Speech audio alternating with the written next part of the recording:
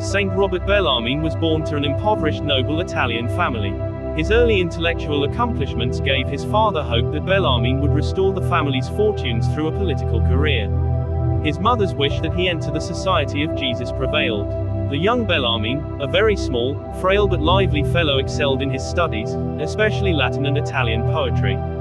It didn't take long for it to become obvious that he wished to join the Society of Jesus.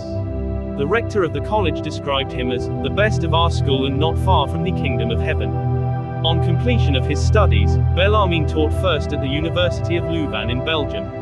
In 1576 he accepted the invitation of Pope Gregory XIII, 1572-1585, to teach polemical theology at the New Roman College. When he was ordained in 1570, the study of church history and the fathers of the church was in a sad state of neglect.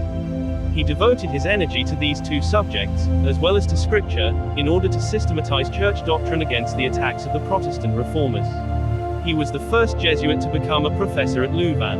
Robert Bellarmine spent the next 11 years teaching and writing his monumental disputations on the controversies of the Christian faith, a 3-volume defense of the Catholic faith against the arguments of the Protestant reformers.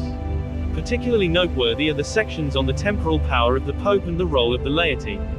To this day, it is considered one of the most important texts of Catholic theology ever written. 300 years after its publication, it was called the most complete defense of the Catholic teaching. A confidant to the popes, Bellarmine held a number of positions, including rector of the Roman College, examiner of bishops, cardinal inquisitor, archbishop of Capua, and bishop of Montepulciano. Apartments in the Vatican, Bellarmine relaxed none of his former austerities. He limited his household expenses to what was barely essential, eating only the food available to the poor. He was known to have ransomed a soldier who had deserted from the army and gave most of his money to the poor. Once he gave the tapestries from his living quarters to the poor, saying that the walls wouldn't catch cold.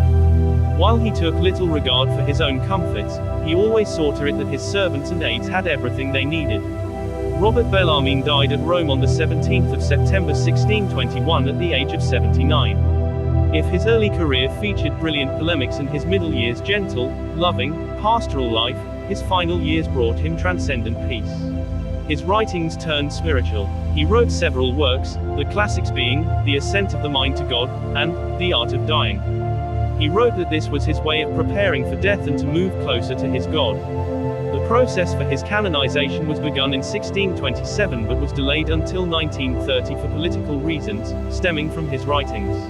In 1930, Pope Pius XI canonized him and the next year declared him a doctor of the Church.